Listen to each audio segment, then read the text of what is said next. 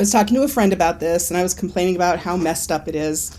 She started to really push me to think about what I could do about it, and that was the start of the Caucus for a Connected City initiative. So wait, who is this friend? Because when I complain to my friends and they tell me, well, what are you going to do about it? What's with all the complaint? What are you going to do about it? Well, that is a bad friend to force you into action when all you want to do is complain. We're rolling.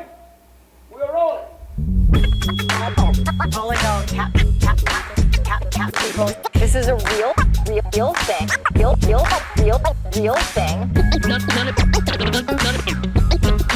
None of you have the balls to stop this. Stop this.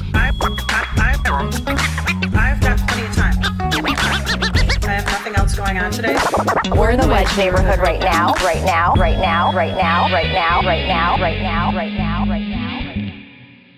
you had asked me for a harrowing personal story.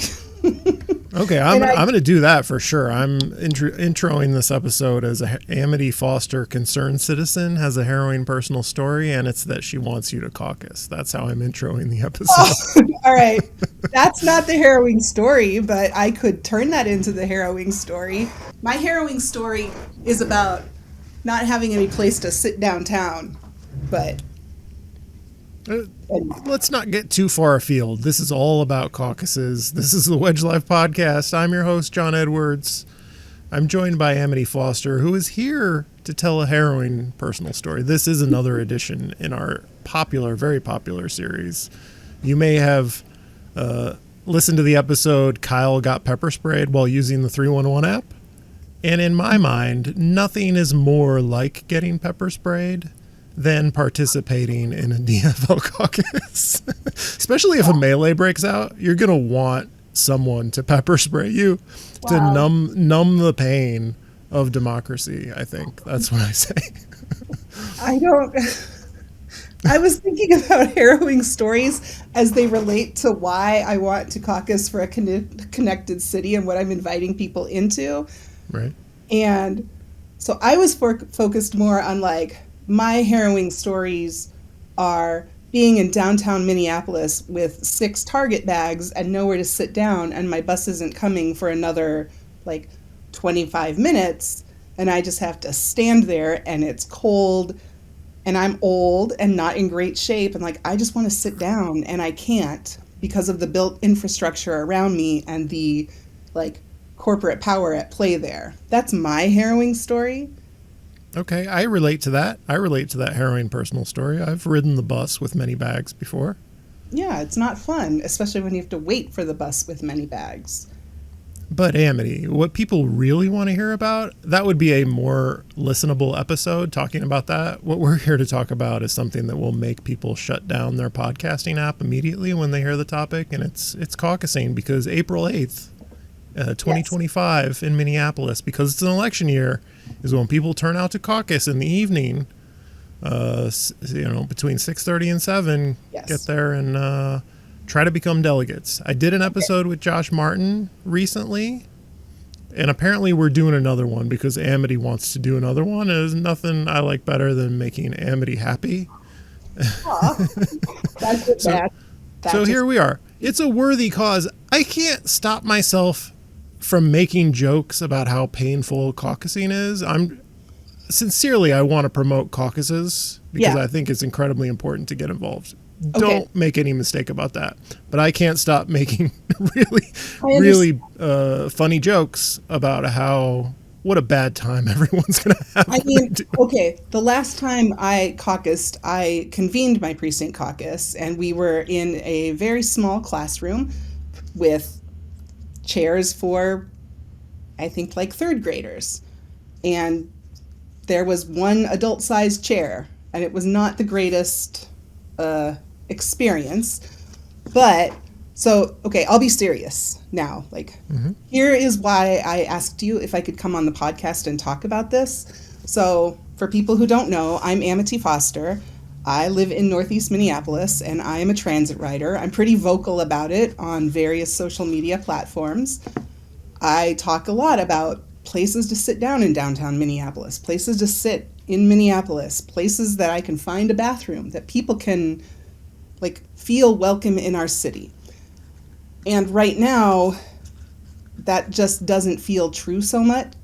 So I have been getting probably progressively angrier and more frustrated about a lot of the public decisions that are being made again and again about things that happen to us, and a lot of times at our expense, and versus the decisions that would actually consider transit riders as stakeholders as part of our city.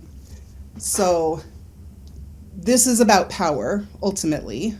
There's a lot of decision makers who are prioritizing business interests, business owners' voices at the expense of the rest of us. It doesn't just happen on transit. It's happened on housing, on land use, all kinds of things. And the thing that really gets me about this is that kind of mindset, there's transit, here's the bigger priority, that hurts everyone. That hurts business owners. That hurts the city itself that is actually trying to bring more people in. Transit and livability should be a priority for everyone in our city. So, I was talking to a friend about this, and I was complaining about how messed up it is. She started to really push me to think about what I could do about it, and that was the start of the Caucus for a Connected City initiative. So wait, who is this friend? Because when I complain to my friends and they tell me, well, what are you going to do about it? What's with all the complaint? What are you going to do about it?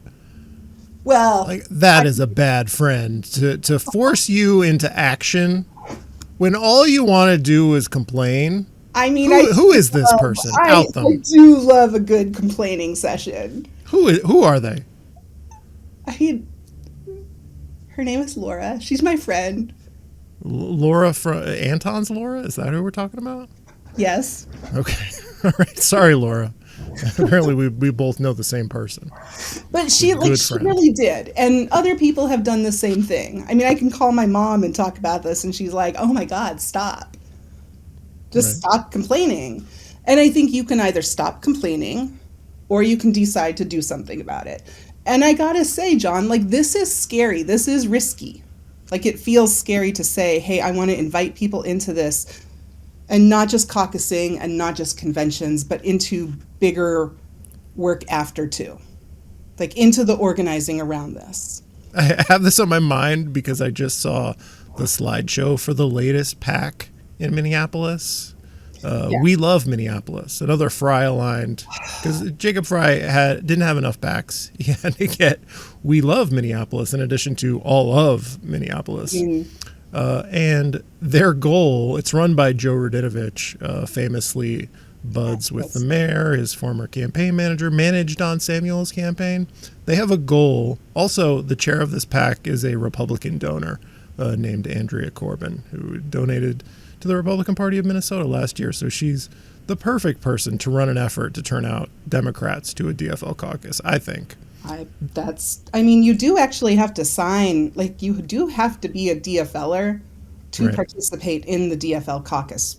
Well, she assures us she is a lifelong politically unaware person who woke up in 2024, donated to MAGA, and decided she needs to organize people to turn out to the DFL convention.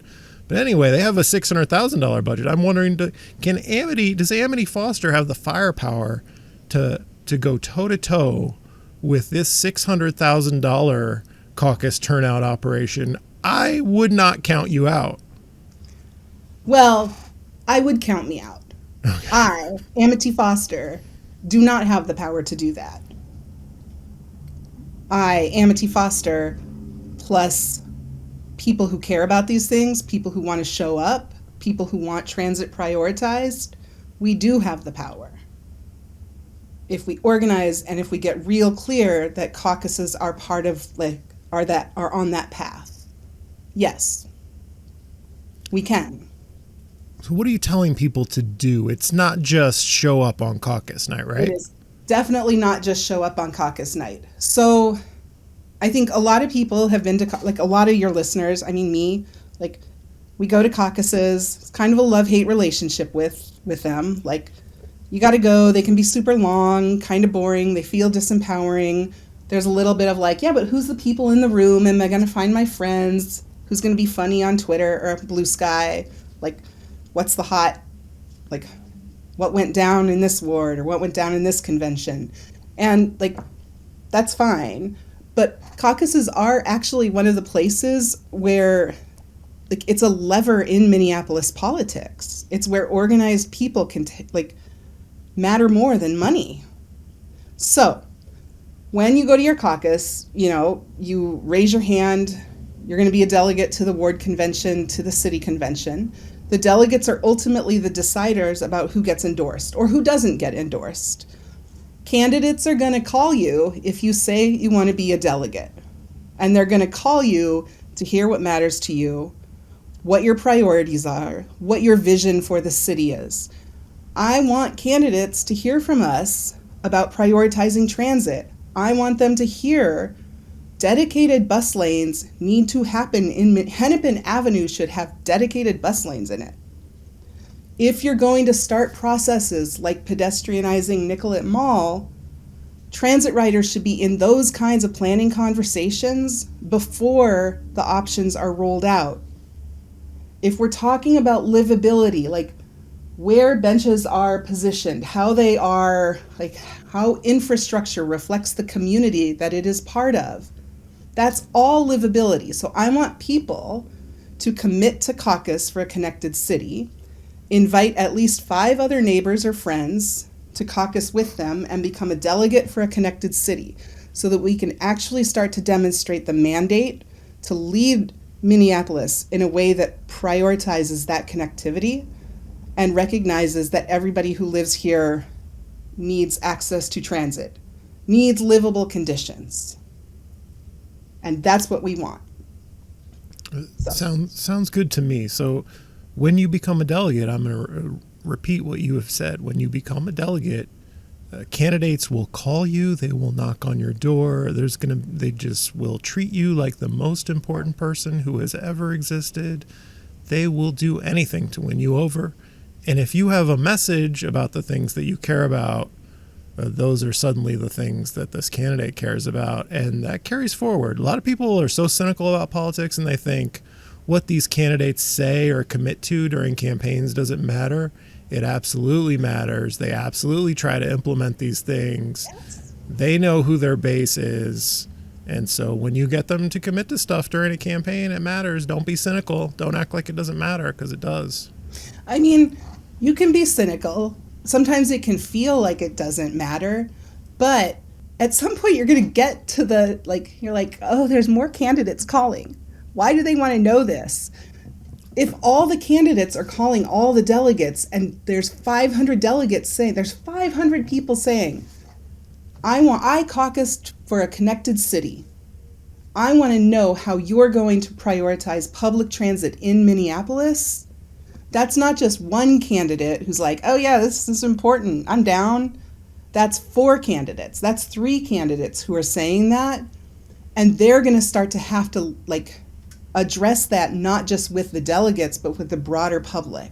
Mm-hmm. It's going to become the thing that people are talking about. And it's not like, I mean, I want this to be the biggest priority. There's so many other priorities too for our city, but this is how we can get transit as a core one. And not just like, yeah, we've got the transportation action plan. We should honor that. Yes. We should do that too. That's a big deal. Like, absolutely. How are you going to do that? Here's a question, because I talk to candidates and I think about like, how do I suss out whether this person is for real? You go to websites and it will be like, oh yeah, absolutely, sustainable transportation. I'm pro-trans. We need to support transit. We need to support, bikes. Yeah. And it's hard to know who is legit and who is just rattling off some talking points. So what are the kind of things somebody like me should ask to know whether someone is for real? I would ask them, like, how would you have handled Hennepin and dedicated bus lanes? What would you have done there?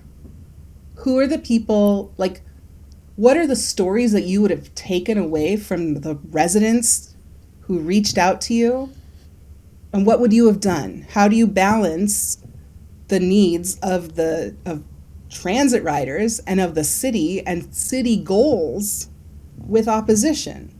One thing that I like around, like, talking to candidates around transit is always asking them, not just like, what was the last bus you took, but how do you use public transit to get around in your daily life?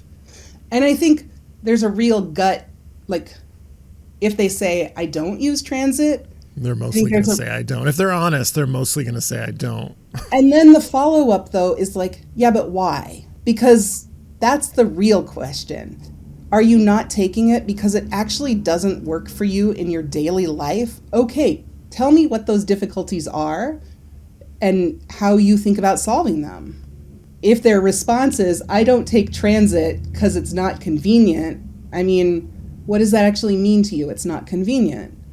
Does it mean that you can't start your job at 8 a.m. and have 5 meetings in your ward and you think you can't get around on the bus? That might actually be true. Then, like, I'm a constituent, I'm in that same place, I do want transit. How are you going to help prioritize both of our needs and the needs of the whole ward? I think a lot of people conceive of themselves, well, I'm not the kind of person who takes transit.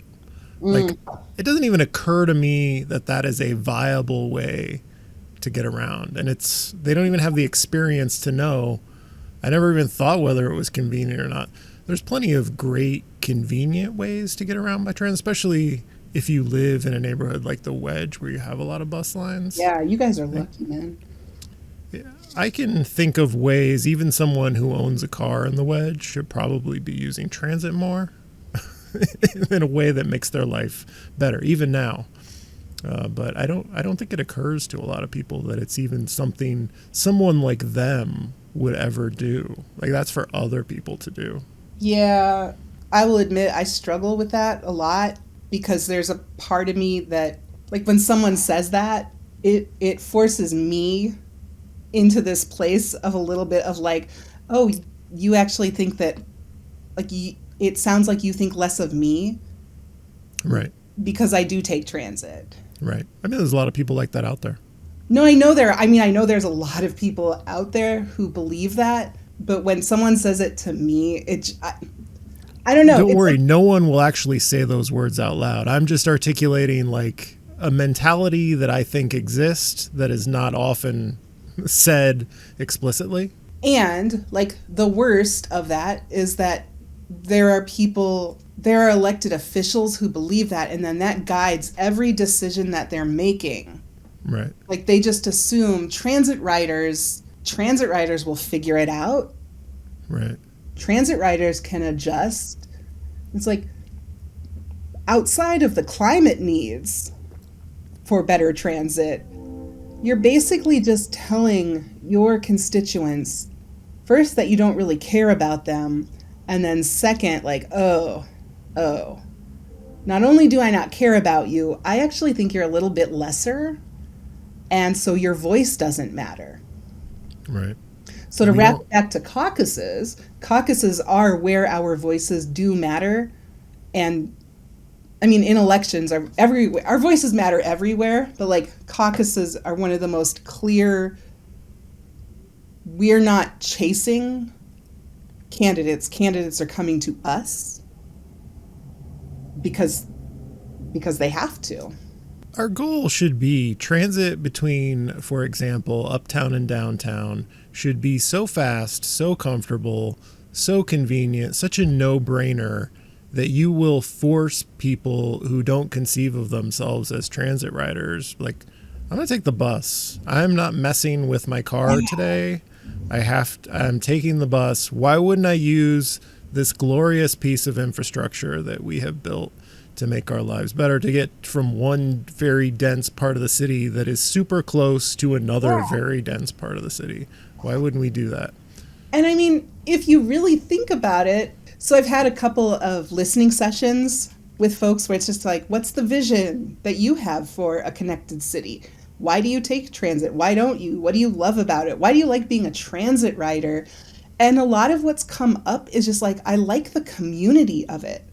I like being around people. I like being in, like, not observing what is happening around me, like being part of it, talking to people around me. Like, imagine what you just said, and the bus stops are fully heated, they're fully covered, they're safe, they're clean, there's like small coffee shops in them, they're like transit hubs, they're community transit hubs, not just like a sign on a pole. I was going to say a sign on a stick, but that's so small, like a sign on a pole. What if it was transit is part of our community? And it's not just like this thing that exists in it, but helps it thrive. That's what connected city means. Okay, I feel like we have made a great pitch for people to caucus and to talk to the candidates about transit in a more connected city.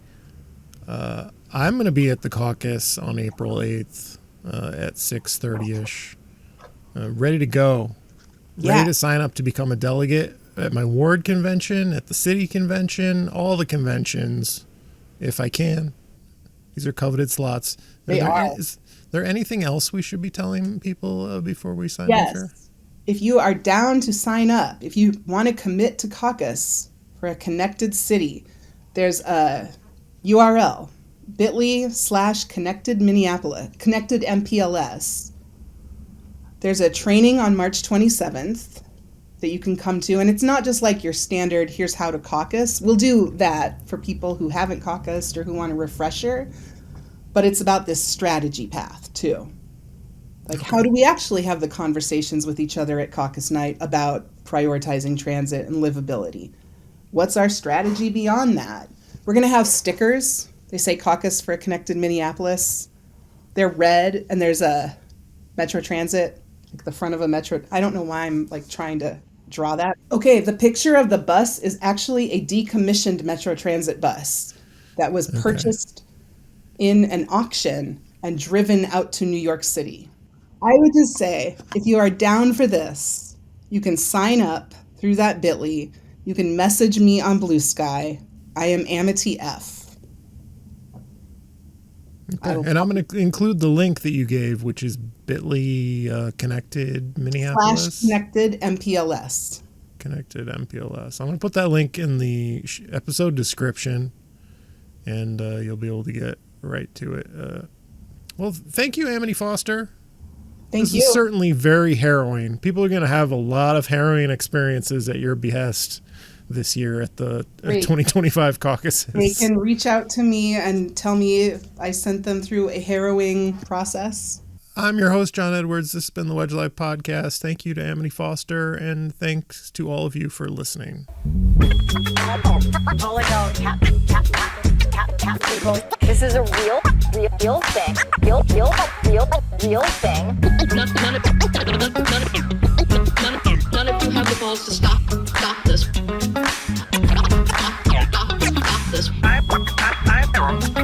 I've got plenty of time.